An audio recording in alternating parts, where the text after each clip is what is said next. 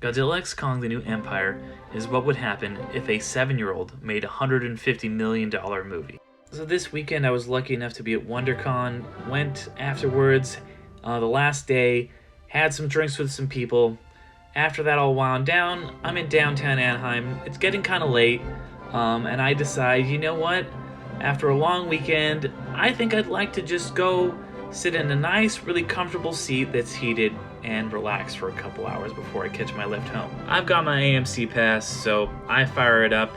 It's about a block away to the AMC at Anaheim, which is a weird theater, but that's for another video. At this point in the night, it's about 10 o'clock. There's only 1 or 2 showings left, and I figure since I just went to a big nerdy convention, I might as well see this big nerdy movie. And I feel like since this franchise, the American Godzilla, King Kong, the Monsterverse, as it were, started 10 years ago, it started relatively serious, and it's gotten goofier and goofier and goofier with each movie. To the point where now, you know, what started as a relatively grounded thing where you see Godzilla and you only see his feet throughout the whole movie, and it's, you know, Aaron Tyler Johnson's running from him through the streets of Hawaii or whatever. Now it's just like monsters fighting each other in the Hollow Earth, and it's absolutely insane and ridiculous. But this kind of feels like a return almost to the movies of the 80s and 90s, where it's a movie that's not explicitly made for kids, but it's a movie that, like, just anybody could watch, and a kid might get the most enjoyment out of it.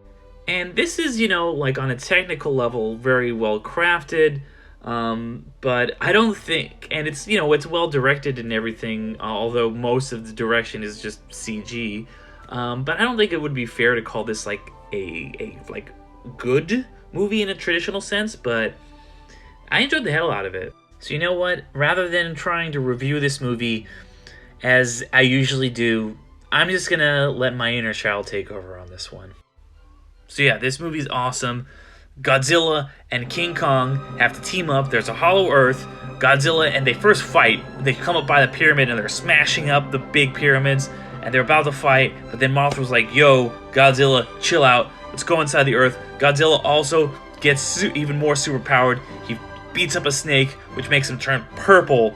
Or maybe the snake's house makes him turn purple. Doesn't matter. There's also a mini Kong. There's a mean monkey who's got a whip, controls a big dinosaur. It's like two Godzillas big, and he made the Ice Age. They got to beat him up. And Dan Stevens is there. He's like a dentist for giant monsters.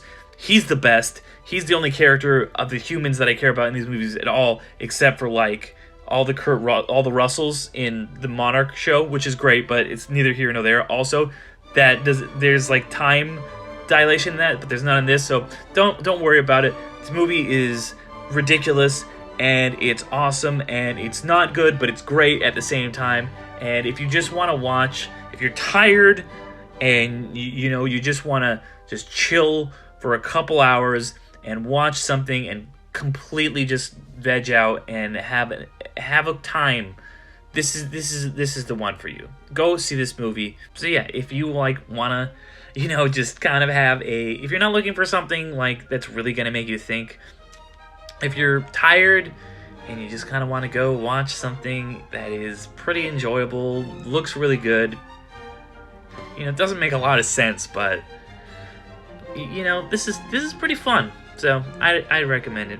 I'm Derek McDuff. I host the film podcast Underrated, and I write about film. Check me out.